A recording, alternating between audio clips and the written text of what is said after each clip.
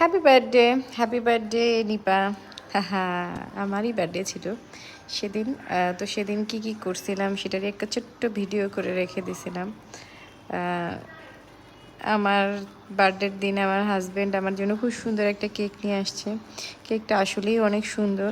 আপুটাকে thanks বললো, অনেক অনেক কম হয়ে যাবে। অনেক মজা ছিল আপু, আপনার কেকটা আসলেই অনেক মজা ছিল।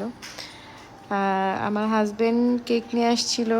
আমি ভাবছিলাম ও রাত্রে আসবে, সেদিন রাত অনেক রাত হয়ে যাবে, বাট সে তাড়াতাড়ি চলে আসছে, বার্থডে বলে কথা। তো সেদিন আমরা যা যা করছি সেটারই একটা ছোট্টখাটো ভিডিও আপনাদের সাথে শেয়ার করলাম। আমি যে এই বার্থডের দিনেই আমার একটা কথা খুব মনে পড়তেছিল যে আমি যখন ছোট ছিলাম তখন অনেক আমার বাসায় শুধুমাত্র আমারই বার্থডে পালন করা হতো, আর তেমন কারো বার্থডে পালন করা হতো না। তো আমার বড় বোন আমাকে অনেক আদর করে একটা ছোট কেক কিনে দিছিল।